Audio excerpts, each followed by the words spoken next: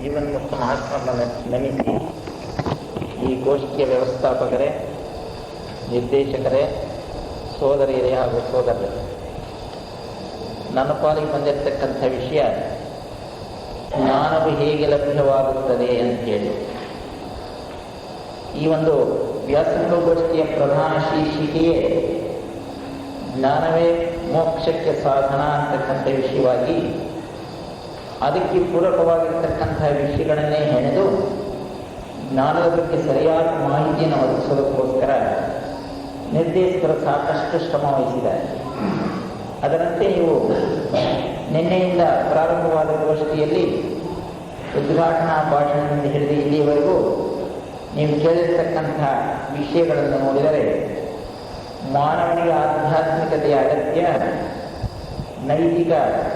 ನೈತಿಕತೆಯು ಆಧ್ಯಾತ್ಮಿಕತೆಗೆ ಸೋಪಾನ ಮತ್ತು ಮಾನವನ ಅಂತಿಮ ಗುರಿಯೇ, ಜೀವನದ ಗುರಿಯೇ ಆತ್ಮ ಸಾಕ್ಷಾತ್ಕಾರ, ಜೀವನವೇ ಮೋಕ್ಷಕ್ಕೆ ಸಾಧನ ಅಂತಕ್ಕಂಥ ಕೆಲವು ವಿಷಯಗಳನ್ನ ನಾವು ಕೇಳಿದ್ದೇವೆ.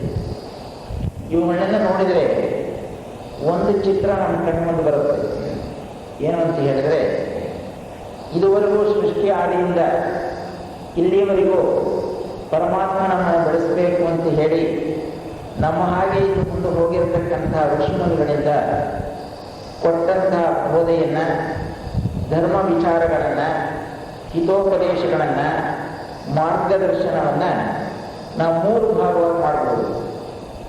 ಒಂದು ನೀತಿಶಾಸ್ತ್ರ, ಎರಡನೇದು ತತ್ವಶಾಸ್ತ್ರ, ಮೂರನೇದು ಆಧ್ಯಾತ್ಮಶಾಸ್ತ್ರ ಅಂತೇಳಿ. ಪ್ರಪ್ರಥಮವಾಗಿ ಬೇಕಾಗಿರ್ತಕ್ಕಂಥದ್ದು ನೀತಿ.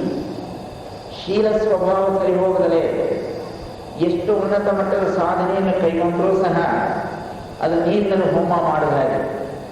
ಆ ಶೀಲ ಸ್ವಭಾವಕ್ಕೆ ಒತ್ತು ಕೊಡ್ತಕ್ಕಂತಹ ನೀತಿಶಾಸ್ತ್ರದ ವಿಚಾರ.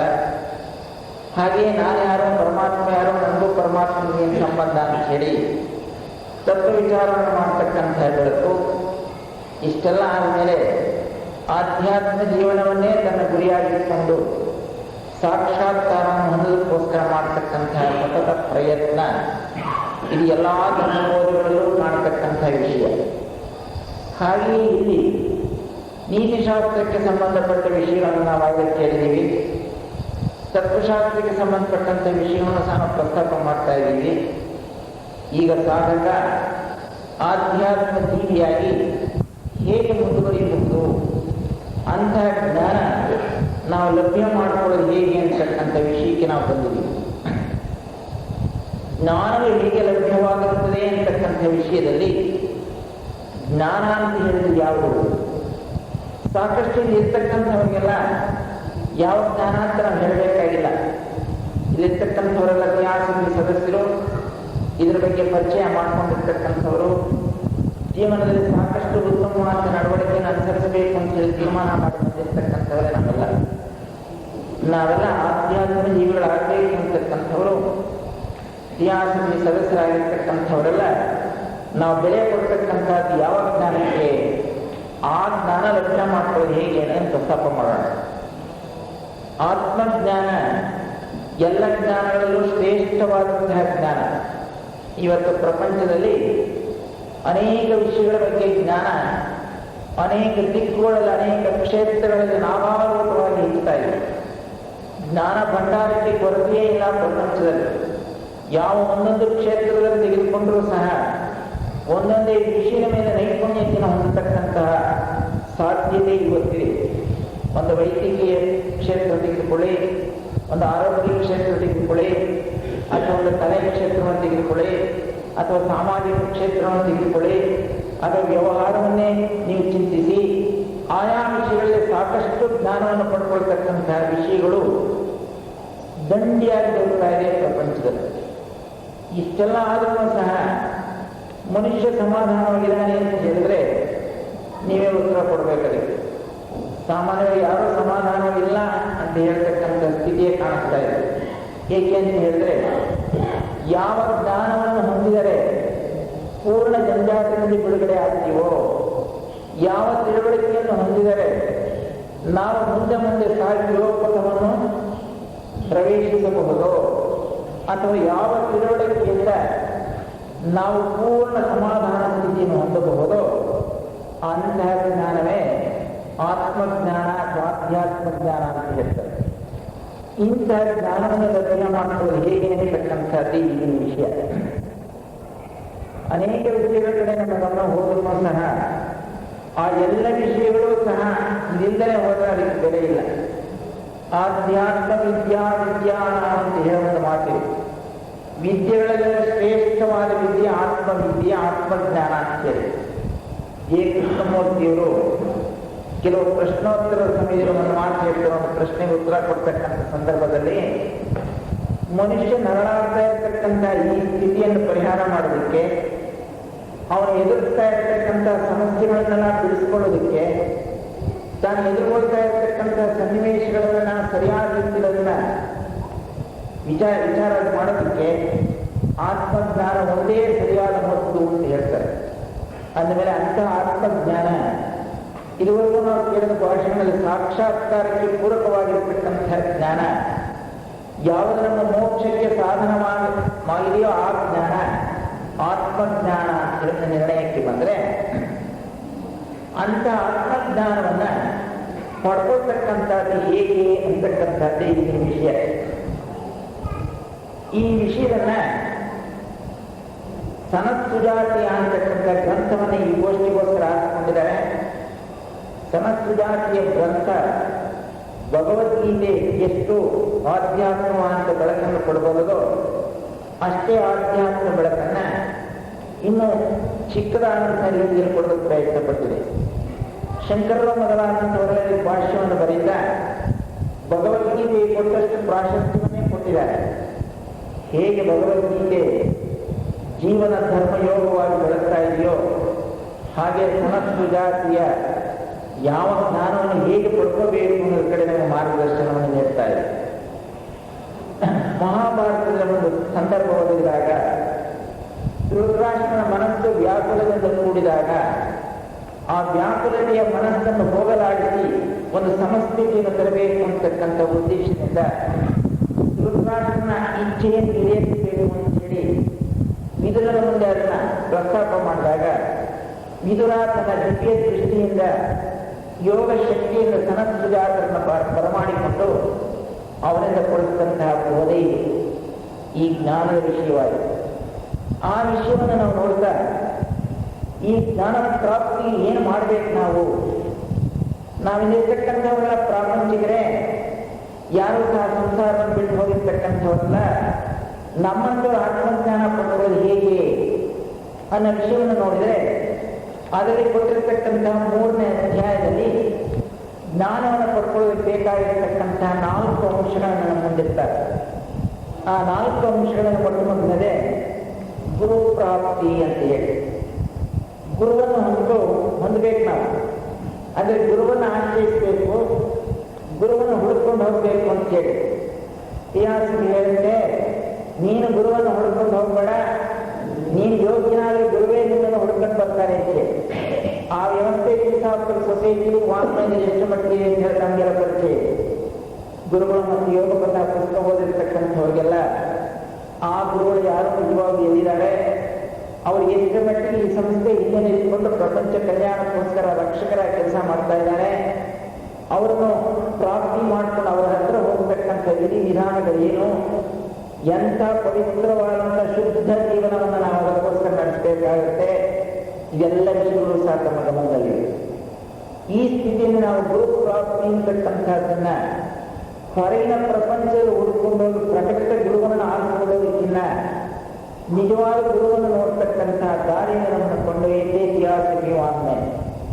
ಅದನ್ನು ಗುರು ಪ್ರಾಪ್ತಿ ಬಗ್ಗೆ ನಾವು ಹೆಚ್ಚಿನ ತಲೆ ಕೆಡಿಸ್ಕೋಬೇಕಾಗಿಲ್ಲ. ಇತಿಹಾಸದಲ್ಲಿ ಸದಸ್ಯರಾಗಿ ಗುರುವನ್ನು ಹೊಂದುವ ವಿಧಾನಕ್ಕೆ ಅನುಗುಣವಾದ ಜೀವನವನ್ನು ನಡೆಸಬೇಕಾಗಿದೆ. ಇದು 1ನೇ ಅಂಶ, ಜ್ಞಾನವನ್ನು ಲಭ್ಯ ಮಾಡಿಕೊಳ್ಳಬೇಕಿರತಕ್ಕಂಥದ್ದು. 2ನೇದಾಗಿ ಸ್ವತಃ ಬುದ್ಧಿಯ ಪ್ರತಿಭೆ ಅಂತ ಹೇಳ್ತಾರೆ. ಬುದ್ಧಿಯ ಪ್ರತಿಭೆಯನ್ನು ಸ್ವತಃ ಬೆಳೆಸ್ಕೋಬೇಕು. ಇವತ್ತು ನಮ್ಮಲ್ಲಿ ಬುದ್ಧಿ ಸೂಕ್ತವಾಗಿದೆ, ಬುದ್ಧಿಯ ಬೆಳಕು ನಮ್ಮಲ್ಲಿ ಕೆಲಸ ಮಾಡ್ತಾ ಇಲ್ಲ. ನಮ್ಮಲ್ಲಿ ಕೆಲಸ ಮಾಡ್ತಾ ಇರತಕ್ಕಂಥದ್ದೆಲ್ಲ ಮನಸ್ಸೇ. ಮನಸ್ಸನ್ನು ಮೀರಿರ್ತಕ್ಕಂತಹ ಬುದ್ಧಿಯನ್ನು ಎತ್ತಿಸ್ಕೊಳ್ಳೋದು ಹೇಗೆ ಅಂತ ನಾವು ಯೋಚನೆ ಮಾಡಿದ್ದಾದ್ರೆ, ಈ ಮನಸ್ಸು ಸದಾಕಾಲ ಆಶಾದೇಹದ ಪ್ರಲೋಭನೆಗಳಿಗೆ ಒಳಗಾಗಿ ಕೆಳಮುಖವಾಗಿ ಕೆಲಸ ಮಾಡ್ತಾ ಇದೆ. ಈ ಕೆಳಮುಖವಾಗಿ ಕೆಲಸ ಮಾಡ್ತಾ ಇರತಕ್ಕಂಥ ಮನಸ್ಸನ್ನು ಹಿಂತಿರುಗಿಸಿ ಬುದ್ಧಿಗೆ ಬುದ್ಧಿಗೆ ಅಧೀನವಾಗತಕ್ಕಂಥ ಸ್ಥಿತಿಗೆ ನಾವು ಸಾಧನೆ ಮಾಡಬೇಕಾಗಿದೆ. ಇದು ಬಹಳ ಮುಖ್ಯ. ಜ್ಞಾನ ಪ್ರಾಪ್ತಿ ಮಾಡಿಕೊಳ್ತಕ್ಕಂಥ ವಿಧಾನಗಳು ಬುದ್ಧಿಯ ಬೆಳಕಿನ ಮೂಲಕವೇ ಆತ್ಮಜ್ಞಾನ ನಮಗೆ ಲಭ್ಯವಾಗಬೇಕಾಗಿದೆ. ಅದನ್ನು ನಾವು ಮಾಡಬೇಕಾದ ಮುಖ್ಯವಾದ ಕೆಲಸ ಮನಸ್ಸನ್ನು ನಮ್ಮ ಹತ್ತಿರ ತಂದುಕೊಳ್ತಕ್ಕಂಥ, ತನಗೆ ಬೇಕಾಗಿರ್ತಕ್ಕಂಥ ವಿಷಯಗಳೇ ಚಲಿಸ್ತಕ್ಕಂಥ ಒಂದು ಸಹಜ ಸ್ವಭಾವ ಮನಸ್ಸಿಗಿದೆ. ಅಂಥ ಮನಸ್ಸಿನ ಸ್ಥಿತಿಗತಿಗಳನ್ನು ಸರಿಯಾಗಿ ಅರ್ಥ ಮಾಡಿಕೊಂಡು ಆ ಮನಸ್ಸನ್ನು ನಮ್ಮ ಕಂಟ್ರೋಲಲ್ಲಿ ಮಾಡಿಕೊಳ್ತಕ್ಕಂಥದ್ದು ಜ್ಞಾನ ಪ್ರಾಪ್ತಿಗೆ ಬೇಕಾಗಿರತಕ್ಕಂಥ ಎರಡನೇ ಅಂಶ. ಮೂರನೇ ಅಂಶ ಕಾಲತಃ ಬುದ್ಧಿಯ ಪರಿಪಾಕ ಅಂತ ಇದೆ. ಬುದ್ಧಿಯ ಬೆಳಕು ಅಥವಾ ಮನಸ್ಸನ್ನು ಬುದ್ಧಿಗೆ ಅಧ್ಯಯನ ಮಾಡೋದಕ್ಕೆ ನಮ್ಮ ಕೆಲಸ ಮುಗಿಲಿಲ್ಲ. ಬುದ್ಧಿಯ ಹಂತದಲ್ಲಿ ನಮ್ಮ ಪ್ರಜ್ಞೆ ಮೇಲೇರ್ತಾ ಹೋಗಬೇಕು. ಹಾಗೆ ಮೇಲೆ ಇರ್ತಕ್ಕಂಥ ಸಂದರ್ಭದಲ್ಲಿ ಬುದ್ಧಿಯನ್ನು ನಮ್ಮ ಪ್ರಜ್ಞೆ ಬೆಳವಣಿಗೆ ಆಗ್ತಾ ಆ ಬುದ್ಧಿಯ ಮೂಲಕ ಆತ್ಮ ಕೆಲಸ ಮಾಡುತ್ತೆ. ಆ ಆತ್ಮಗಳು ಬುದ್ಧಿಯ ಮೂಲಕ ಬರಬೇಕಾದ್ರೆ ಕಾಲತಃ ಬುದ್ಧಿಯ ಪರಿಪಾಕ ಅಂತ ಹೇಳಿದ್ರು. ಆ ಬುದ್ಧಿ ಪಕ್ವವಾಗಿ ಆತ್ಮನ ಬೆಳಕದ ಮೂಲಕ ಬರೋದಕ್ಕೆ ಅವಕಾಶವಾಗತಕ್ಕಂಥ ರೀತಿಯಲ್ಲಿ ನಮ್ಮ ಜೀವನವನ್ನು ವ್ಯವಸ್ಥೆ ಮಾಡ್ಕೋಬೇಕಾಗಿದೆ. ಮನಸ್ಸಿನಿಂದ ನಮ್ಮ ಗಮನವನ್ನೆಲ್ಲ ಬಿಡಿಸಿ ಪ್ರಜ್ಞೆಯನ್ನು ಊರ್ಧ್ವಮುಖಕ್ಕೆ ಏರಿಸಿ ಅರೂಪಲೋಕವನ್ನು ತಲುಪಿನ ಮೇಲೆ ಬುದ್ಧಿಯ ಮಟ್ಟಕ್ಕೆ ಏರ್ತಕ್ಕಂತಹ ಸಾಧನೆಯನ್ನು ಮಾಡಿ ಬುದ್ಧಿಯಲ್ಲೂ ಸಹ ಹಂತ ಹಂತವಾಗಿ ಮೇಲೆತ್ತ ನಾವು ಆತ್ಮಜ್ಞಾನವನ್ನು ಹೊಂದೋದಕ್ಕೆ ಸಾಧ್ಯವಾಗ್ತದೆ. ಬುದ್ಧಿಯ ಪ್ರಜ್ಞೆಯನ್ನು ಹಂತ ಹಂತವಾಗಿ ಏರಿಸ್ಕೋಬೇಕಾದ್ರೆ ಇರ್ತಕ್ಕಂಥದ್ದು ಒಂದೇ ಒಂದು ಮುಖ್ಯ ಸಾಧನ. ಥಿಯೋಸಾಫಿಕಲ್ ಸೊಸೈಟಿ ನಾವು ಹೆಚ್ಚಿನ ಬೆಲೆ ಕೊಡ್ತಾ ಇದ್ದೀವಿ. ಯೂನಿವರ್ಸಲ್ ಬ್ರದರ್ಹುಡ್ ಅಂತೇಳಿ ಏನು ಹೇಳ್ತೀವಿ, ಸಹೋದರ ಭಾವದ ತತ್ವ ಬರೀ ಬಾಯಿ ಮಾತನಾಡಿ ಹೇಳೋದಕ್ಕಲ್ಲ, ಅದನ್ನ ತುಟಿ ಮಟ್ಟದಲ್ಲಿ ಒಪ್ಕೊಳ್ಳೋದು ಮಾತ್ರವೇ ಅಲ್ಲ, ಹೃದಯಪೂರ್ವಕವಾಗಿ ನಾವೆಲ್ಲರೂ ಸಹೋದರರು ಅಂತಕ್ಕಂಥದ್ದು ಒಪ್ಕೊಂಡು ಬಾಳಬೇಕಾಗಿದೆ. ಇದೆಲ್ಲ ಸ್ವತ್ತು ಪರಮಾತ್ಮನೇ ನಮ್ಮ ಭಾಗಕ್ಕೆ ನಮಗೆ ಕೊಟ್ಟಿರ್ತಕ್ಕಂಥ ನಾವು ಸ್ವಲ್ಪ ಕಾಲ ಅನುಭವಿಸಿ ಹಂಚಿಕೊಳ್ಳಿ ಅಂತ ಹೇಳಿ ಈ ತತ್ವವನ್ನು ಎಷ್ಟು ಮಟ್ಟಿಗೆ ನಾವು ಪರಿಪಾಲನೆ ಮಾಡ್ತಾ ಹೋಗ್ತೀವೋ ಅಷ್ಟರ ಮಟ್ಟಿಗೆ ಬುದ್ಧಿಯ ಬೆಳಕು ಪಕ್ವವಾಗ್ತಾ ಹೋಗುತ್ತೆ. ಇದಕ್ಕೆ ನಾವು ಅವಕಾಶ ಮಾಡ್ತಾ ಹೋಗ್ಬೋದು. ಮನಸ್ಸಿನ ದೃಷ್ಟಿಕೋನ ವೇದವನ್ನು ಮುಗಿಸೋದೇ ಆದರೆ ಬುದ್ಧಿಯ ದೃಷ್ಟಿಕೋನ ನಮ್ಮನ್ನು ಒಂದು ಮಾಡತಕ್ಕಂಥದ್ದು. ಆ ಒಂದು ಮಾಡತಕ್ಕಂಥ ಸ್ಥಿತಿಗೆ ನಾವು ತಯಾರಾಗಬೇಕಾದ್ರೆ ಸಹೋದರ ಭಾವದ ತತ್ವವನ್ನು ವ್ಯಾಪಕವಾಗಿ ನಾವು ಆಚರಣೆ ತರಬೇಕಾಗಿದೆ. ಅಲ್ಲಿ ಹೇಳಬೇಕಾಗಿಲ್ಲ, ಕೇಳಬೇಕಾಗಿಲ್ಲ, ಮತ್ತೊಬ್ಬರಿಗೆ ಒಪ್ಪಿಸ್ಬೇಕಾಗಿಲ್ಲ, ಭಾಷಣ ಮಾಡಬೇಕಾಗಿಲ್ಲ. ನಮ್ಮ ಜೀವನದಲ್ಲಿ ಹಾಸು ಗೊತ್ತಾಗ್ತದೆ. ನಾವೆಲ್ಲರೂ ಸಹೋದರರು ಅಂತಕ್ಕಂಥಾಗ ನಮ್ಮನ್ನು ನೋಡಿದವರು ಒಪ್ಪಬೇಕು, ನಾವು ಹೇಳ ಒಪ್ಪಲ್ಲ. ಅಂತಹ ಸ್ಥಿತಿಯಲ್ಲಿ ನಮ್ಮ ಅನುಷ್ಠಾನಕ್ಕೆ ಬಂದಿದ್ದಾದರೆ ಕಾಲತಃ ಬುದ್ಧಿಯ ಪರಿಪಾಕ ಸಹಜವಾಗುತ್ತೆ. ಆತ್ಮಜ್ಞಾನ ಲಭ್ಯಕ್ಕೆ ಬೇಕಾಗಿರ್ತಕ್ಕಂತಹ ಮುಖ್ಯ ಸಾಧನೆ ಅದು. ನಾಲ್ಕನೇದಾಗಿ ಶಾಸ್ತ್ರಶ್ರವಣ ಮತ್ತು ವಿಚಾರ ಅಂತ ಇದೆ. ಶಾಸ್ತ್ರಶ್ರವಣ ಅಂದರೆ ಸತ್ಗ್ರಂಥಗಳನ್ನ ಅಧ್ಯಯನ ಮಾಡಬೇಕು, ಅವಲೋಕನ ಮಾಡಬೇಕು. ಅವನ್ನ ಅವಲೋಕನ ಮಾಡ್ತಾ ವಿಚಾರ ಶಕ್ತಿನ ಬೆಳೆಸ್ಕೋಬೇಕು. ವಿಚಾರ ಮಾಡಿದರೆ ಅಧ್ಯಯನ ಮಾಡಿದ್ರೆ ಇನ್ನೂ ಫಲಕಾರಿ ಆಗಲಾರ. ಯಾವುದೇ ಅಧ್ಯಯನದಲ್ಲಿ ನಾವು ತೊಡಗಲಿ, ಅದರ ಆಧ್ಯಾತ್ಮಿಕ ಗ್ರಂಥಗಳನ್ನು ನಾವು ಅಧ್ಯಯನ ಮಾಡತಕ್ಕಂಥ ಸಂದರ್ಭದಲ್ಲಿ, ಇತಿಹಾಸದ ವಾಂಗ್ಮಯವನ್ನು ಅಧ್ಯಯನ ಮಾಡತಕ್ಕಂಥ ಸಂದರ್ಭದಲ್ಲಿ ಬಹಳ ಎಚ್ಚರಿಕೆಯಿಂದ ನಮ್ಮ ಪೂರ್ಣ ಗಮನವನ್ನು ಅದನ್ನು ತೊಡಗಿಸಿ ಅದರಲ್ಲಿರ್ತಕ್ಕಂಥ ವಿಚಾರಗಳು ಏನು ಅಂತೇಳಿ ಸಾರಭೂತವನ್ನು ತಿಳ್ಕೊಳ್ಳೋದಕ್ಕೋಸ್ಕರ ಪ್ರಯತ್ನಿಸಿ ವಿಚಾರ ಮಾಡೋದು ಹೊರಟರೆ ಆತ್ಮಜ್ಞಾನ ಅಂಗೈಯಲ್ಲಿ ನೆಲ್ಲಿಕಾಯಿದ್ದಾರೆ. ನಾವಿಲ್ಲಿ ಹುಡ್ಕೊಂಡು ಹೋಗ್ಬೇಕಾಗಿದೆ. ನಮಗೆ ಒದಗಿರ್ತಕ್ಕಂಥ ಸನ್ನಿವೇಶಗಳನ್ನೇ, ನಮಗೆ ದೈವಾಲಿರ್ತಕ್ಕಂಥ ಚಿಕ್ಕ ಗ್ರಂಥಗಳನ್ನೇ ಇತಿಹಾಸದ ವಾಂಗ್ಮಯವನ್ನು ಸರಿಯಾಗಿ ನಾವು ಶ್ರವಣ ಮಾಡಿ ಅಧ್ಯಯನ ಮಾಡಿ ಅದರ ಸಾರಭೂತ ತತ್ವವನ್ನು ತಿಳ್ಕೊಳ್ಳೋ ಪ್ರಯತ್ನ ಪಟ್ಟು ವಿಚಾರ ಮಾಡಿದ್ದಾದರೆ ಜ್ಞಾನ ಲಭ್ಯ ಆ ಕ್ಷಣದಲ್ಲೇ ಆಗುತ್ತೆ. ಅದಕ್ಕೋಸ್ಕರ ಕಾಲ ಬೇಕಾಗಿದೆ. ಅದರಲ್ಲಿ ಬೇಕಾಗಿರ್ತಕ್ಕಂಥ ತಯಾರಿಗೆ ಕಾಲ ಬೇಕು. ಆ ತಯಾರಿ ನಮ್ಮ ಜೀವನದಲ್ಲಿ ಅಳವಡಿಸ್ಕೊಳ್ತಾ ಹೋಗ್ಬೇಕು. ಹೀಗೆ ಈ 4 ವಿಷಯಗಳನ್ನು ಕುರಿತು ನಾವು ಪ್ರಸ್ತಾಪ ಮಾಡಿದ್ರೆ ಈ ಜ್ಞಾನ ಲಭ್ಯತೆ ಬೇಕಾಗಿರತಕ್ಕಂಥ ಪ್ರಯತ್ನಗಳು ಅಂತ ನಾವೇನು ಕರೀಬಹುದು. ಮೊದಲನೇದಾಗಿ ಗುರು ಪ್ರಾಪ್ತಿ, ಎರಡನೇದಾಗಿ ಸ್ವತಃ ಬುದ್ಧಿಯ ಪ್ರತಿಭೆ, ಮೂರನೇದಾಗಿ ಕಾಲತಃ ಬುದ್ಧಿಯ ಪರಿಪಕ್ವತೆ, ನಾಲ್ಕನೆಯ ಶಾಸ್ತ್ರ ಶ್ರವಣ ಮತ್ತು ವಿಚಾರ. ಇದನ್ನು ಮೂಲಭೂತವಾಗಿರಬೇಕು. ಆತ್ಮಜ್ಞಾನವನ್ನು ಹೊಂದಬೇಕು ಅಂತಕ್ಕಂತಹ ಸಾಧಕನಿಗೆ ತನ್ನೆಲ್ಲ ವ್ಯವಹಾರ ಮಧ್ಯದಲ್ಲೂ ಸಹ ಇದಕ್ಕೆ ಬೆಲೆ ಕೊಟ್ಟು ಈ 4 ಅಂಶಗಳ ಸಾಧನೆಗೋಸ್ಕರ ಪ್ರತಿನಿತ್ಯವೂ ಸಾಕಷ್ಟು ಸಮಯವನ್ನು ಮೀಸಲಾಗಿದ್ದು ತನ್ನ ಜೀವನದ ವ್ಯವಸ್ಥೆಯನ್ನೇ ಅದಕ್ಕೆ ಮಾಡಿಕೊಂಡಿದ್ದಾದರೆ ಇನ್ನು ಯಾವ ಸಂಸ್ಥೆ, ಯಾವ ಧರ್ಮ, ಯಾವ ಗುರು ಯಾರನ್ನೂ ಆಶ್ರಯಿಸಬೇಕಾಗಿದೆ. ನಮ್ಮ ಕಾಲನೇ ನಾವು ನಿಂತ್ಕೊಂಡು ಆತ್ಮಜ್ಞಾನವನ್ನು ಹೊಂದಲಿಕ್ಕೆ ಸಾಧ್ಯ ಆಗುತ್ತೆ ಅಂತಕ್ಕಂಥ ವಿಷಯವನ್ನ ಸನತ್ ಸುಧಾರಿಯ ಪ್ರಕರಣ 3ನೇ ಅಧ್ಯಾಯ ಪ್ರಸ್ತಾಪ ಮಾಡ್ತಾರೆ. ಇನ್ನು ಮುಂದಿನದಾಗಿ ಜ್ಞಾನವನ್ನು ಹೊಂದಲು ಇರಬೇಕಾದ ಲಕ್ಷಣಗಳು ಅಂತ ಹೇಳಿ ಜ್ಞಾನ ಪ್ರಾಪ್ತಿಗೆ ಮಾಡಬೇಕಾದ ಪ್ರಯತ್ನಗಳನ್ನು ನಾವು ಕುರಿತು ಚಿಂತಿಸಿದ್ವಿ. ಅದು ಎಂತಹ ಜ್ಞಾನ? ಆತ್ಮಜ್ಞಾನ. ನಮ್ಮನ್ನು ಎಲ್ಲ ಜಂಜಾಟದಲ್ಲಿ ಬಿಡಿಸ್ತಕ್ಕಂತಹ ಜ್ಞಾನ, ಪೂರ್ಣ ಸಮಾಧಾನವನ್ನು ಈ ಜಂಜಾಟ ಮಧ್ಯೆ ಕೊಡ್ತಕ್ಕಂತಹ ಜ್ಞಾನ, ನಮ್ಮ ಅಂತಿಮ ಗುರಿಯಾದ ಸಾಕ್ಷಾತ್ಕಾರವನ್ನು ತಲುಪಲು ಬೇಕಾಗಿರತಕ್ಕಂತಹ ಜ್ಞಾನ. ಇದಕ್ಕೆ ಬೇಕಾಗಿರತಕ್ಕಂಥ 4 ಪ್ರಯೋಜನಗಳ ಬಗ್ಗೆ ನಾವೀಗ ನೋಡಿದ್ವಿ. ಅಂತಹ ಸಾಧಕ ಅಥವಾ ಒಬ್ಬ ವಿದ್ಯಾರ್ಥಿ ಹೇಗಿರಬೇಕು ಅನ್ನೋ ಲಕ್ಷಣಗಳೇನು, ಇರಬೇಕಾದ ಲಕ್ಷಣಗಳೇನು ಅಂತ ಹೇಳಿ ಇಲ್ಲಿ ಪ್ರಸ್ತಾಪ ಮಾಡ್ತಾರೆ. ಆ ಲಕ್ಷಣಗಳಲ್ಲಿ ಮೊಟ್ಟಮೊದಲನೇ ಲಕ್ಷಣ ಹೀಗಿದೆ: ನೈತದ್ ಬ್ರಹ್ಮ ಸ್ವರಮಾಣೇನ ಲಭ್ಯ ಅಂತ ಇದೆ. ನೈತದ್ ಬ್ರಹ್ಮ ಸ್ವರಮಾಣೇನ ಲಭ್ಯ ಅಂದ್ರೆ ಜ್ಞಾನ ಪ್ರಾಪ್ತಿ ಆತುರಗಾರನಿಗೆ ಲಭ್ಯವಿಲ್ಲ ಅಂತ ಹೇಳಿ, ತ್ವರೆ ಮಾಡತಕ್ಕಂಥವನಿಗೆ ಸಾಧ್ಯ ಇಲ್ಲ ಅಂತ ಹೇಳಿ, ಬೇಗ ಬೇಗ ನಾನು ಹೊಂದಬೇಕು ಅಂತಕ್ಕಂಥ ಆತುರತೆ ಇದ್ದರೆ ಜ್ಞಾನ ಸಿಕ್ಕೋದಿಲ್ಲ. ಎಷ್ಟು ನಿಧಾನವಾಗಿ ಸಾಧನೆ ಮಾಡ್ತಾನೋ, ಎಷ್ಟು ಎಚ್ಚರಿಕೆಯಿಂದ ನಿಧಾನವಾಗಿ ಅದನ್ನ ಪ್ರಸ್ತಾಪ ಮಾಡ್ತಾ ಹೋಗ್ತಾನೋ, ಒಳಗಡೆ ಆಳವಾಗಿ ಇಳಿತಾ ಹೋಗ್ತಾನೋ, ಅಷ್ಟರ ಮಟ್ಟಿಗೆ ನಮಗೆ ತಲುಪೋದಕ್ಕೆ ಸಾಧ್ಯವೇ ವಿನಃ ಈಗಿನ ಕಾಲದ ಒಂದು ಧೋರಣೆ ಏನು ಅಂತ ಹೇಳಿದ್ರೆ ಎಲ್ಲವೂ ಅರ್ಜೆಂಟ್, ಬೇಗ ಆಗಿರಬೇಕು.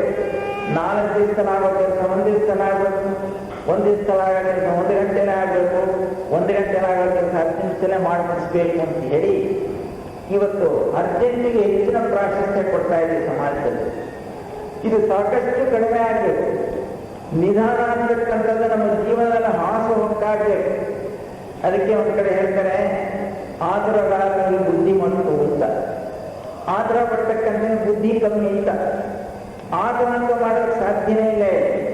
ತಕ್ಕಂಥ ಪೂರ್ವ ಸಿದ್ಧತೆ ಮಾಡಿಕೊಂಡು ಕ್ರಿಯಾಶೀಲವಾಗಬೇಕೇ ವಿನಃ ಬೇಗ ಲಭ್ಯವಾಗಬೇಕು ಅಂತ ಹಂಬಲಿಸಿ ಸಿಗ್ತಕ್ಕಂಥದ್ದಲ್ಲ ಇದು. ಅದರಿಂದ ಆತುರ ಮಾಡತಕ್ಕಂಥ ಲಭ್ಯವಿಲ್ಲ ಅಂತಕ್ಕಂಥ ಮಾತು ಹೇಳಿದಾಗ ಗಮನಿಸಬೇಕಾಗಿರ್ತಕ್ಕಂಥದ್ದು ಸಾವಧಾನ, ನಿಧಾನ ಅಂತ ಹೇಳಿ. ಈ ನಿಧಾನ ಅಂತಕ್ಕಂಥ ಪದ ಎಷ್ಟು ಪ್ರಧಾನವಾಗಿದೆ ಅಂತ ಹೇಳಿದ್ರೆ, ಯೋಗಾಭ್ಯಾಸದಲ್ಲಿ 2 ಮುಖ್ಯವಾದ ಸೂತ್ರಗಳನ್ನ ನಮ್ಮ ಮುಂದಿರ್ತಾರೆ. ಆ 2 ಸೂತ್ರಗಳು ಯಾವುದಪ್ಪ ಅಂತ ಹೇಳಿದ್ರೆ, calm down the mind, slow down the breath ಅಂತ ಹೇಳಿ 2 ಮಾತು ಹೇಳ್ತಾರೆ. Slow down the breath, calm down the mind ಅಂತ ಹೇಳಿ. ನಮ್ಮ ಉಸಿರಾಟವನ್ನ ನಿಧಾನಗೊಳಿಸಬೇಕು, ನಮ್ಮ ಮನಸ್ಸನ್ನು ಶಾಂತಗೊಳಿಸಬೇಕು. ನಮ್ಮ ಮನಸ್ಸನ್ನು ಶಾಂತಗೊಳಿಸ್ತಾ ಉಸಿರಾಟವನ್ನು ನಿಧಾನಗೊಳಿಸಿದಷ್ಟು ಸಹ ಜ್ಞಾನ ಪ್ರಾಪ್ತಿಗೆ ತಕ್ಕ ಅರ್ಹತೆ ನಮ್ಮಲ್ಲಿ ಬರುತ್ತೆ. ಅದಕ್ಕೆ ನಮಗೆಲ್ಲ ಜ್ಞಾಪಕ ಇರಬಹುದು, ಜೀವನದಲ್ಲಿ ಪ್ರಮುಖ ಘಟ್ಟವಾದಂತಹ ಗೃಹಸ್ಥಾಶ್ರಮವನ್ನು ಪ್ರವೇಶ ಮಾಡತಕ್ಕಂಥ ಸಂದರ್ಭದಲ್ಲಿ 3 ಮಂತ್ರಗಳನ್ನು ಕೊಟ್ಟಿರ್ತಾರೆ. ಅದರ ಕಡೆ ಗಮನ ನಾವು ಹೋಗಿದೆಯೋ, ಎಷ್ಟು ಪ್ರಮುಖವಾದಂಥ ಅಂಶಗಳು ಅಂತ ಹೇಳಿದ್ರೆ, ಸುಲಗ್ನ, ಸಾವಧಾನ, ಸುಮುಹೂರ್ತ ಸಾವಧಾನ, ಲಕ್ಷ್ಮೀನಾರಾಯಣ ಜ್ಞಾನ ಸಾವಧಾನ ಅಂತ ಹೇಳ್ತಾರೆ. ಸಾವಧಾನ ಅನ್ನೋದು ಬಹಳ ಮುಖ್ಯ. ನಿನ್ನ ಜೀವನದಲ್ಲಿ ಆಕ್ರಮಣ ಮುಂದುವರಿಬೇಡ. ಎಷ್ಟೆಷ್ಟು ಸಾವಧಾನವಾಗಿರ್ತೀಯ ಅಷ್ಟಷ್ಟು ನೀನು ಮುಂದುವರಿತೀಯ, ಅಷ್ಟಷ್ಟು ನೀನು ಉತ್ತಮವಾದ ಸಾಧಕನಾಗ್ತೀಯ, ಅಷ್ಟಷ್ಟು ದಕ್ಷನಾದಂತಹ ಸಂಸಾರಸ್ಥನಾಗ್ತೀಯ ಅಂತ ಹೇಳೋದು ಎಚ್ಚರಿಕೆ ಕೊಡ್ತಾರೆ. ಅದರಿಂದ ನಾವು ಜ್ಞಾನ ಪ್ರಾಪ್ತಿ ಬೇಕಾಗಿರತಕ್ಕಂಥ ಮೊಟ್ಟ ಮೊದಲನೆಯ ಲಕ್ಷಣ ನಿಧಾನವಾಗಿ ಪ್ರಯತ್ನಶೀಲರಾಗತಕ್ಕಂಥದ್ದು. ಎರಡನೇದಾಗಿ ವೀತರಾಗ ಭಯ ಕ್ರೋಧ ಅಂತ ಒಂದು ಮಾತಿದೆ. ರಾಗ ಭಯ ಕ್ರೋಧಗಳಿಂದಲೇ ಇರ್ತಕ್ಕಂಥ ಸ್ಥಿತಿಯನ್ನು ನಾವು ರೂಪಿಸ್ಕೋಬೇಕು. ಈ ಮೂರನ್ನು ಪೂರ್ಣವಾಗಿ ಬಿಟ್ಬಿಡ್ಬೇಕು. ರಾಗ ಅಂದ್ರೆ ಆಸೆ, ಭಯ ಅಂದ್ರೆ ಹೆದರಿಕೆ, ಕ್ರೋಧ ಅಂದ್ರೆ ಸಿಟ್ಟು. ಈ ಮೂರು ಸಹ ಜ್ಞಾನಕ್ಕೆ ಅತಿಯಾಗಿರ್ತಕ್ಕಂಥ ಪ್ರಮುಖ ಅಂಶಗಳು. ನಮ್ಮೆಲ್ಲರೂ ಇರತಕ್ಕಂಥವು. ಯಾರೆಲ್ಲಾದ್ರೂ ಮೂರು ಇಲ್ಲ ಅಂತ ಹೇಳಿದ್ರೆ ಕೈ ಎತ್ತಿ ನೋಡೋಣ. ಆಸೆ ಯಾರದಿಲ್ಲ, ಸಿಟ್ಟು ಯಾರದಿಲ್ಲ, ಭಯ ಯಾರದಿಲ್ಲ. ಈ ಮೂರು ಸಹ ಜ್ಞಾನ ಪ್ರಾಪ್ತಿಗೆ ದೊಡ್ಡ ಪೆಟ್ಟು ಕೊಡ್ತಕ್ಕಂತಹ ಶತ್ರು ಅಂತ ಕರೀತಾರೆ. ಅದಕ್ಕೋಸ್ಕರ ಗೀತೆಯಲ್ಲಿ ಈ ಒಂದು ಕಾಲಭಾಗದ ಶ್ಲೋಕವನ್ನ ಅನೇಕ ಕಡೆ ಪ್ರಸ್ತಾಪ ಮಾಡ್ತಾರೆ. ಸ್ಥಿತ ಪ್ರಜ್ಞ ಲಕ್ಷಣಗಳಲ್ಲಿ ಪ್ರಸ್ತಾಪ ಮಾಡ್ತಾರೆ, ಜ್ಞಾನಿಯ ಲಕ್ಷಣದಲ್ಲಿ ಪ್ರಸ್ತಾಪ ಮಾಡ್ತಾರೆ, ಗುಣಾತೀತ ಲಕ್ಷಣದಲ್ಲಿ ಪ್ರಸ್ತಾಪ ಮಾಡ್ತಾರೆ. ಈ ತರ ಅನೇಕ ಕಡೆಗಳಲ್ಲಿ ಪ್ರಸ್ತಾಪ ಮಾಡೋದ್ರ ಉದ್ದೇಶ ಏನು ಅಂತ ಹೇಳಿದ್ರೆ, ನಿಜವಾದ ಜ್ಞಾನಕ್ಕೆ ಅರ್ಹತೆ ಅಥವಾ ಲಕ್ಷಣ ಈ ಮೂರನ್ನು ಬಿಟ್ಟಾಗಲೇ ಸಾಧ್ಯ ಅನ್ನೋದು ಒಂದು ಹೇಳ್ತಾರೆ ಅವರು. ರಾಗ ಭಯ ಕ್ರೋಧಗಳಿಲ್ಲದ ಜೀವನ. ಆಸೆಗೆ ಅವಕಾಶ ಕೊಡಬಾರ್ದು. ಅವಕಾಶ ಕೊಡದೇ ಇದ್ದು ನಮ್ಮಲ್ಲಿ ಮನೆ ಮಾಡ್ಕೊಂಡಿದೆ ಅನ್ನೋದನ್ನು ಕಂಡುಕೊಂಡು ಸ್ವಲ್ಪ ಅದ್ರ ಕಡೆ ಗಮನ ಕಡಿಮೆ ಮಾಡ್ತಾ ಹೋಗುದು. ಒಂದೇ ಸಾರಿ ಪ್ರಾಪ್ತಿ ಮಾಡ್ಕೊಳ್ಳೋದಾಗಲ್ಲ ಅಂತ ನಾವೇನೇ ಹೇಳಿದೆ. ಒಂದೊಂದಾಗಿ ವಿಮರ್ಶೆ ಮಾಡಿ ಆಸೆಯನ್ನು ಕಡಿಮೆ ಮಾಡ್ಕೊಳ್ತಾ ಹೋಗೋಣ.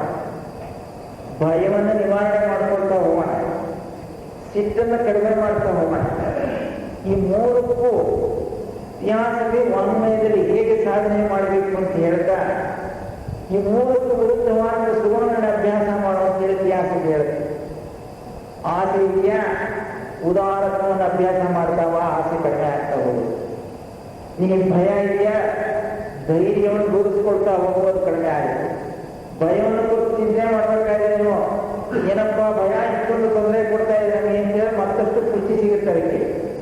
ಅದಕ್ಕೆ ವಿರುದ್ಧವಾದ ಸುಗುಣ ಚಿಂತನೆಯನ್ನು ಬಹಳ ಉತ್ತಮವಾದ ಮಾರ್ಗದರ್ಶನತೆಯಾಗಿ ತಿಳಿಕೊಟ್ಟಿದ್ದಾರೆ. ಅಂದ್ರೆ ನಾವೇನ್ ಮಾಡಬೇಕು, ಭಯಕ್ಕೆ ವಿರುದ್ಧವಾಗಿರ್ತಕ್ಕಂಥ ಸ್ಥೈರ್ಯವನ್ನು ಅಭ್ಯಾಸ ಮಾಡ್ತಾ ಹೋಗ್ಬೇಕು. ಹಾಗೆಯೇ ಹೆದರಿಕೆ ಇಲ್ಲದೆ ಇರ್ತಕ್ಕಂತಹ ಸದಾಕಾಲ ಧೈರ್ಯದಲ್ಲಿ ಇರೋದು. ಸಿಟ್ಟಿಗೆ ವಿರುದ್ಧವಾಗಿರ್ತಕ್ಕಂತಹ ಪ್ರೀತಿ ವಾತ್ಸಲ್ಯಗಳನ್ನು ಹೆಚ್ಚಿಸಿಕೊಳ್ತಾ ಹೋಗ್ಬೇಕು. ನಮ್ಮ ಜೀವನದಲ್ಲಿ ಅದರಲ್ಲೂ ಸಾಧಕನಾಗಿ ಜ್ಞಾನವನ್ನು ಹೊಂದಬೇಕು ಅಂತಕ್ಕಂತಹ ಸಾಧಕನಲ್ಲಿ ಈ ಮೂರು ಅಂಶಗಳ ಸಾಧನೆ ಮುಖ್ಯವಾಗಿ ಸಾಧ್ಯ. ಆಸೆಯನ್ನು ಕಡಿಮೆ ಮಾಡಿಕೊಳ್ಳೋದು, ಸಿಟ್ಟನ್ನು ಕಡಿಮೆ ಮಾಡಿಕೊಳ್ಳೋದು ಮತ್ತು ಭಯವನ್ನು ಬಿಡ್ತಾ ಬರ್ತಕ್ಕಂಥದ್ದು. ವೀತರಾಗ ಭಯ ಕ್ರೋಧ ಅಂತಕ್ಕಂತಹ ಮಾತನ್ನು ಹೇಳ್ತಾ ಗೀತೆಯ ಮುಂದಕ್ಕೆ ಹೇಳ್ತಾರೆ, ಇಂಥವರು ನನ್ನ ಸ್ವರೂಪವನ್ನು ದರ್ಶನ ಮಾಡ್ತಾನೆ ಅಂತ ಹೇಳಿ ಭಗವಂತ ಆಶ್ವಾಸನೆ ಕೊಡ್ತಾರಲ್ಲ. ಈ ಲಕ್ಷಣವನ್ನು ಯಾರು ಅಭ್ಯಾಸ ಮಾಡ್ತಾರೋ, ರಾಗ ಭಯ ಕ್ರೋಧಗಳಿಲ್ಲದಂತೆ ಜೀವನಕ್ಕೆ ತಯಾರಾಗ್ತಾರೋ ಅಂಥವರನ್ನ ಸ್ವಸ್ವರೂಪವನ್ನು ಸುಲಭವಾಗಿ ಸೇರ್ತಾರೆ ಎನ್ನ ಭರವಸೆಯನ್ನು ಸಹ ಕೃಷ್ಣ ಪರಮಾತ್ಮ ಕೊಡ್ತಾರೆ. ಇನ್ನು ಮೂರನೇದಾಗಿ ಮಣ್ಮಯ ಮಾಮೋಪಾಶ್ರಿತಾ ಅಂತೇಳಿ ಮೂರನೇದು. ಇದು ಜ್ಞಾನವನ್ನು ಹೊಂದಬೇಕು ಅಂತಕ್ಕಂಥವನು ಇರಬೇಕಾದಂತಹ ಲಕ್ಷಣ. ಮಣ್ಮಯ ಅಂತ ಹೇಳಿದ್ರೆ ಮನಸ್ಸನ್ನು ಪರಮಾತ್ಮನಲ್ಲಿ ಇರಬೇಕು ಅಂತ ಹೇಳಿ. ನಾವು ಮನಸ್ಸನ್ನು ಎಲ್ಲೆಲ್ಲೋ ಇದ್ದೀವಿ. ಆಸ್ತಿ ಮೇಲೆ ಮನಸ್ಸಿಟ್ಟವರು ಕೆಲವರು, ಹಣದ ಮೇಲೆ ಮನಸ್ಸಿಟ್ಟವರು ಕೆಲವರು, ಪತ್ನಿಯ ಮೇಲೆ ಮನಸ್ಸಿಟ್ಟಿರ್ತಕ್ಕಂಥವರು ಕೆಲವರು, ಭೋಗ ಭಾಗ್ಯದ ಮೇಲೆ ಪೂರ್ಣ ಮನಸ್ಸಿಟ್ಟಿರ್ತಕ್ಕಂಥವರು ಕೆಲವರು, ಸ್ಥಾನಮಾನಗೋಸ್ಕರ ಹೋರಾಡದ ಮೇಲೆ ಪೂರ್ಣ ಗಮನವನ್ನು ಹರಿಸ್ತಾ ಇರ್ತಕ್ಕಂಥವರು ಕೆಲವರು, ಅನೇಕರಿಗೆ ಒಂದೊಂದು ರೀತಿಯಾದಂಥ ಹುಚ್ಚು. ಈ ಮನಸ್ಸನ್ನ ಎಲ್ಲಾ ವಿಷಯಗಳನ್ನು ಬೆಳೆಸಿ, ಯಾವ ವಿಷಯದ ಮೇಲಾದರೂ ಆ ಮನಸ್ಸಿಗೆ ಅದನ್ನು ಹಿಂತಿರುಗಿಸಿ ಆ ಮನಸ್ಸನ್ನ ಪರಮಾತ್ಮನನ್ನು ನೆಲೆಗೊಳಿಸು ಅಂತ ಹೇಳ್ತಾರೆ. ಆ ಪರಮಾತ್ಮನಲ್ಲಿ ನೆಲೆಗೊಳಿಸಬೇಕು ಅಂತ ಹೇಳಿದ್ರೆ ಪರಮಾತ್ಮ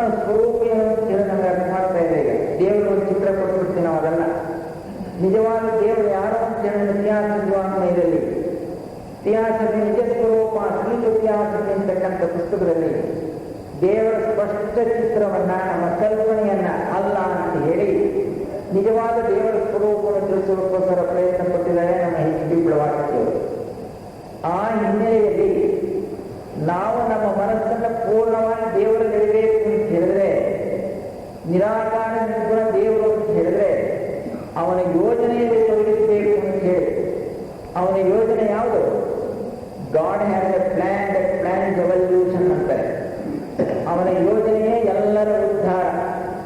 ನಮ್ಮ ಪೂರ್ಣ ಗಮನವನ್ನ ಸರ್ವತೋಮುಖವಾದ ಇತರರ ಉದ್ಧಾರಕ್ಕೋಸ್ಕರ, ಜೊತೆಯಲ್ಲಿರ್ತಕ್ಕಂಥವನ್ನು ಬಳಸೋದಕ್ಕೋಸ್ಕರ, ಸಹಪಾಠಿಗಳನ್ನು ತಯಾರು ಮಾಡೋದಕ್ಕೋಸ್ಕರ, ಸಮಾಜದ ಉನ್ನತ ಆದರ್ಶವನ್ನು ಬಿಟ್ಟು ಹೋಗೋದಕ್ಕೋಸ್ಕರ ನಾವು ಜೀವನವನ್ನು ನಡೆಸ್ತಾ ಬಂದರೆ ನಮ್ಮ ಮನಸ್ಸು ಪರಮಾತ್ಮನೇ ನಿಲ್ಲಲು ಸಾಧ್ಯ. ಪರಮಾತ್ಮನ ಮನಸ್ಸುಗಳು ತಿಳಿದಿಗೆ ಅರ್ಥ ಇದೆ. ಮಾಮುಪಾಶ್ರಿತ ಹಾಂಡಿನೂ ಸೇರಿಸಿದರು. ಮಾಂ ಉಪಾಶ್ರಿತ, ಅದು ನನ್ನನ್ನೇ ಪೂರ್ಣವಾಗಿ ನಂಬಬೇಕು ಅಂತ ಪರಮಾತ್ಮ ಹೇಳ್ತಾರೆ. ನಾವು ಅನೇಕರನ್ನ ಆಶ್ರಯಿಸಿರಿ, ಪ್ರಪಂಚದಲ್ಲಿ ಅನೇಕ ಸಂಘ ಸಂಸ್ಥೆಗಳನ್ನ ಆಶ್ರಯಿಸಿರಿ, ಅನೇಕ ಗುರುಗಳನ್ನ ಆಶ್ರಯಿಸಿರಿ, ಅನೇಕ ದೊಡ್ಡವರನ್ನ ಆಶ್ರಯಿಸಿರಿ. ಅವರು ಕಾರ್ಯಕ್ರಮವನ್ನು ಉದ್ಧಾರ ಮಾಡ್ತಾರೆ ಅಂತ ನಂಬಿದ್ದೀವಿ. ಇದು ತಪ್ಪು ಅಂತ ಯಾಕಂತ ಹೇಳುತ್ತೆ. ನಿನ್ನುದ್ಧಾರ ನಿನ್ನಿಂದಲೇ ಆಗಬೇಕೇ ವಿನ ಯಾರು ನಿನ್ನುದ್ಧಾರ ಮಾಡೋಕ್ಕೆ ಸಾಧ್ಯ ಇಲ್ಲ. ಅವರವರು ಉದ್ಧಾರ ಮಾಡಬೇಕು ಅಂತ ಹೊರಟ್ರೆ ಪರಾಶ್ರಯಗಳ ಮೊದಲು ತೊರೆಯಬೇಕು.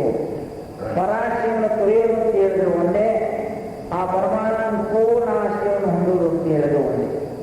ಹಾಗೆ ಈಶ್ವರನನ್ನು ಆಶ್ರಯಿಸಿ ಅಥವಾ ಕಾಣದ ಪರಮಾತ್ಮನನ್ನು ನಂಬಿ ಅವನ ಯೋಜನೆಯನ್ನು ನಮ್ಮನ್ನು ನಾವು ತೊಡಗಿಸಿಕೊಂಡು ಬೇರೆ ಅನ್ಯಾಶ್ರಯವನ್ನೆಲ್ಲ ತೊರೆದು ನಮ್ಮ ಕಾಲದಲ್ಲಿ ನಾವು ನಿಂತ್ಕೊಳ್ತಕ್ಕಂಥದ್ದು ಜ್ಞಾನ ಪ್ರಾಪ್ತಿಯ ಮೂರನೆಯ ಲಕ್ಷಣ ಅಂತ ನಾವು ಅಂದ್ಕೋಬಹುದು.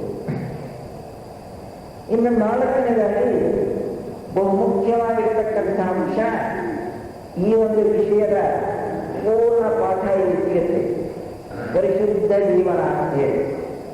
ಪರಿಶುದ್ಧ ಜೀವನ ಇಲ್ಲದೆ ಇರ್ತಕ್ಕಂಥವನು ಜ್ಞಾನವನ್ನು ಹೊಂದಲು ಸಾಧ್ಯವೇ ಇಲ್ಲ. ಅಂತ ಪರಿಶುದ್ಧ ಜೀವನ ಹೇಗಿರಬೇಕು ಅಂತ ಹೇಳಿದ್ರೆ, ವೃಂದದಾಸ ಒಂದು ಕೀರ್ತನೆ ಹೇಳ್ತಾರೆ, ಜಪವ ಮಾಡಿದರೇನು ತಪವ ಮಾಡಿದರೇನು ಕಪಟ ಗುಣ ವಿಪರೀತ ಕಲುಷವಿದ್ದವರು ಅಂತ ಹೇಳಿ. ಒಳಗಡೆ ಎಲ್ಲ ಕಲುಷಿತವನ್ನು ತುಂಬಿಕೊಂಡು ಹೊರಗಡೆ ಜಪ ಮಾಡ್ತೀವಿ, ತಪ ಮಾಡ್ತೀವಿ, ಧ್ಯಾನ ಮಾಡ್ತೀವಿ, ಸೇವೆ ಮಾಡ್ತೀವಿ ಅಂತ ಹೋದರೆ ನಿಜವಾದ ಪ್ರಯೋಜನ ಇಲ್ಲ ಅನ್ನೋ ಮಾತನಾಡಿ ಪುರಂದರದಾಸ ಸ್ಪಷ್ಟವಾಗಿ ಹೇಳ್ತಾರೆ. ಹಾಗೆ ಒಂದು ಸಾರಿ ಈ ಮಹಾಭಾರತದ ಕಥೆಯಲ್ಲಿ ಬರೋ ಹಾಗೆ ಧರ್ಮರಾಜ ಅವರೆಲ್ಲರೂ ಗೌರವರೆಲ್ಲ ಎಲ್ಲರೂ ಸೇರಿ ಯಾತ್ರೆ ಹೋಗೋಣ ಅಂತ ಹೇಳಿ ತೀರ್ಥಯಾತ್ರೆ ಹೊರಡ್ತಾರೆ. ತೀರ್ಥಯಾತ್ರೆ ಹೋಗ್ತಕ್ಕಂಥ ಸಂದರ್ಭ ಏನಾದರೂ ಮಾಡಿ ಕೃಷ್ಣನ ಜೊತೆ ಕರ್ಕೊಂಡು ಹೋಗ್ಬೇಕು ಅಂತ ಹೇಳಿ ಕೃಷ್ಣ ಹತ್ರ ಹೋಗಿ ಪ್ರಸ್ತಾಪ ಮಾಡ್ತಾರೆ. ಕೃಷ್ಣನ ಆಹ್ವಾನಿಸ್ತಾರೆ. ಅವನಿಗೆ ಅವಕಾಶ ಇರಲ್ವೋ ಏನೋ, ಅವನ ಒಟ್ಟಿನಲ್ಲಿ ಹೋಗೋದು ಇಷ್ಟಪಡೋದಿಲ್ಲ, ನೀವು ಹೋಗಿ ಬನ್ನಿ ಅಂತ ಹೇಳ್ತಾರೆ. ಕೊನೆಗೆ ಅವರು ಒತ್ತಾಯ ಮಾಡಿದಾಗ ಒಂದು ಕುಂಬಳಕಾಯಿ ಕೊಟ್ಟು ನಾನು ಕೊಡ್ತೀನಿ, ಈ ಕುಂಬಳಕಾಯಿ ತೆಗೆದುಕೊಂಡು ಹೋಗಿ ನೀವು ಯಾವಾಗ ತೀರ್ಥದಲ್ಲಿ ಮುಳುಗ್ತಿರೋ ಇದನ್ನು ಮುಳುಗಿಸ್ರಿ, ಏನೇನು ಪೂಜೆ ಮಾಡ್ತಾರೋ ದೇವಸ್ಥಾನದಲ್ಲಿ ಪೂಜೆ ಮಾಡಿಸ್ಕೊಂಡು ಬರುತ್ತೆ, ಕುಂಬಳಕಾಯಿ ಕೊಟ್ಟರು. ಸರಿ, ಕುಂಬಳಕಾಯಿ ಹೋಗ್ತಾರೆ. ಅದು 30 ತಿಂಗಳು ಅದ್ದೂರಿಯಾಗಿ ತೀರ್ಥಯಾತ್ರೆ ಮಾಡ್ಕೊಂಡು ಬರ್ತಾನೆ. ಎಲ್ಲ ಆದ್ಮೇಲೆ ಒಂದು ಸಮಾರಾಧನೆ ಮಾಡಬೇಕಲ್ಲ, ಪದ್ಧತಿ ಪ್ರಕಾರ ಸಮಾರಾಧನೆ ಏರ್ಪಾಟಾಗುತ್ತೆ. ಆ ಸಂದರ್ಭ ಕೃಷ್ಣ ಬಂದು ಓಡಾಡ್ತಾ ಇರ್ತಾನೆ.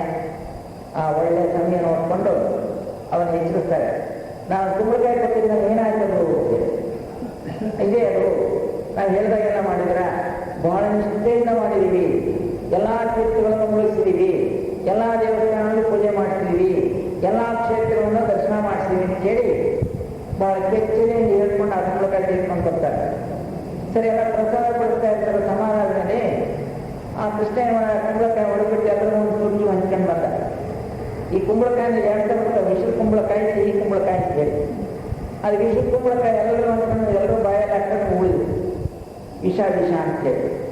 ಎಷ್ಟು ತೀರ್ಥ ಕ್ಷೇತ್ರಗಳಲ್ಲಿ ಉಳಿದು ಬಂತು, ಎಷ್ಟು ದೇವಸ್ಥಾನವನ್ನು ದರ್ಶನ ಮಾಡ್ಕೊಂಡು ಬಂತು, ಎಲ್ಲೆಲ್ಲಿ ಯಾವ್ಯಾವ ಥರ ಓಡಾಡ್ಕೊಂಡ್ಬಂತು, ಆ ಒಳಗಡೆ ವಿಷಯ ಏನಾದ್ರು ಹೋಗ್ತೇನೋ ಅದು ಹೋಗೋದು ಹೊರತು ನಮ್ಮ ಯಾವ ಸಾಧನೆಯಿಂದಲೂ ಸಹ ಮುಂದಕ್ಕೆ ಹೋಗಕ್ಕೆ ಸಾಧ್ಯ ಇಲ್ಲ. ಈಗ ಪರಿಶುದ್ಧ ಜೀವನ ಅಂತಕ್ಕಂಥದ್ದು ಬಹಳ ಮುಖ್ಯ. ಜ್ಞಾನವನ್ನು ಹೊಂದಬೇಕು ಅಂತಕ್ಕಂತಹ ಸಾಧಕನಿಗೆ ಶುಚಿಯಾದ ಜೀವಕ, ಇದನ್ನೇ ನಮ್ಮ ಪ್ರವಾಸಿಯವರು ಸುವರ್ಣ ಸೋಪಾನದ ಮೊದಲನೇ ಮಂತ್ರವಾಯ ಎಂದು ಜಯಪಾಲಿಸಿದ್ದಾರೆ. ಶುಚಿಯಾದ ಜೀವಿತದಲ್ಲಿ 3 ಭಾಗನ ಮಾಡ್ಕೋಬೇಕಾಗುತ್ತೆ. ಅದನ್ನು ತ್ರಿಕರಣ ಶುದ್ಧಿ ಅಂತಲೂ ಕರೀತಾರೆ. ಕಾಯ ವಾಚ ಮಾನಸ ಶುದ್ಧವಾಗಿರಬೇಕು ನಮ್ಮ ಜೀವನ ಅಂತ ಹೇಳಿ. ಒಂದು ಭಾಗದ ಶುದ್ಧಿ ಇದ್ರೆ ಮತ್ತೊಂದು ಭಾಗದಿಂದ ಅದನ್ನು ನಿರೀಕ್ಷೆ ಮಾಡೋಕ್ಕಾಗೋದಿಲ್ಲ. 3 ವಿಧದಲ್ಲೂ ಸಹ ನಾವು ಶುದ್ಧವಾಗತಕ್ಕಂಥ ವಿಧಾನ ಹೇಗೆ ಅಂತ ಹೇಳಿ ನಾವು ನೋಡೋದಕ್ಕೆ ಹೊರಟ್ರೆ ಭಗವದ್ಗೀತೆಯ 13ನೇ ಅಧ್ಯಾಯ ಕ್ಷೇತ್ರಜ್ಞ ಯೋಗ ಅಂತೇಳಿ ಕೆಲವರು ಮಹಾತ್ಮರು ಭಗವದ್ಗೀತೆಯ 3 ಭಾಗ ಮಾಡಿದ್ರೆ 6 ಅಧ್ಯಾಯ ಒಂದೊಂದು ಭಾಗ ಅಂತ ಹೇಳಿ, ಒಂದೊಂದು ಷಟ್ಕ ಅಂತ ಹೇಳಿ. ಮೊದಲನೇ ಭಾಗ 6 ಅಧ್ಯಾಯ, 2ನೇ ಭಾಗ 12 ಅಧ್ಯಾಯದವರೆಗೂ, 3ನೇ ಭಾಗ 13ನೇ ಅಧ್ಯಾಯ 15ನೇ ಅಧ್ಯಾಯಗಳು. ಆ 3ನೇ ಭಾಗದ ಕುರಿತು ಹೇಳ್ತಾ ಜ್ಞಾನ ಪ್ರಧಾನವಾದಂತಹ ವಿಷಯ 13ನೇ ಅಧ್ಯಾಯದಲ್ಲಿದೆ ಅಂತ ಬರೀತಾರೆ. ಆ ಜ್ಞಾನ ಪ್ರಧಾನವಾಗಿರ್ತಕ್ಕಂತಹ 13ನೇ ಅಧ್ಯಾಯದ ವಿಷಯವನ್ನೇ ನಮ್ಮ 3 ರೀತಿಯ ಶುದ್ಧಿಗೋಸ್ಕರ, ಅಂದರೆ ತ್ರಿಕರಣ ಶುದ್ಧಿಗೋಸ್ಕರ ಹೇಗೆ ಬಳಸ್ಕೋಬೇಕು ಅಂತಕ್ಕಂಥ ವಿಚಾರವನ್ನು ನಾವೀಗ ಮಾಡೋಣ. ಕ್ಲೀನ್ಲಿನೆಸ್ ಇಸ್ ಗಾಡ್ಲಿನೆಸ್ ಅಂತ ಹೇಳ್ತಾರೆ. ಪರಿಶುದ್ಧ ಜೀವನವೇ ದೈವತ್ವಕ್ಕೆ ಕೊಂಡೊಯ್ಯತಕ್ಕಂತಹ ಪ್ರಮುಖ ಮಾರ್ಗ ಅಂತ ಹೇಳಿ ಈ ದಿಸೆಯಲ್ಲಿ ಮೊದಲನೇದಾಗಿ ಕಾಯ ಶುದ್ಧಿ, ಕಣ್ಣಿಗೆ ಕಾಣಿಸ್ತಾ ಇರತಕ್ಕಂತಹ ಶರೀರವನ್ನು ಶುದ್ಧಿ ಮಾಡಿಕೊಳ್ಳೋದಕ್ಕೋಸ್ಕರ ಜ್ಞಾನಮಾರ್ಗದಲ್ಲಿ ಹೋಗಬೇಕು ಅಂತಕ್ಕಂತಹ ಸಾಧಕ ಏನು ಮಾಡಬೇಕು ಅಂತ ಹೇಳಿದ್ರೆ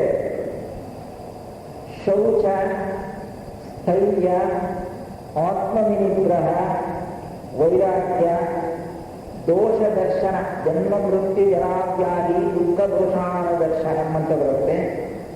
ಅನರಿಸ್ವಂಗ ಪುತ್ರದಾರ ಗೃಹಾದಿಷು ಲಘ್ವಾಸಿ ಅಂತ ಹೇಳಿ 7 ಅಂಶಗಳನ್ನು ನಾವು ಗುರುತಿಸಬೇಕಾಗುತ್ತೆ.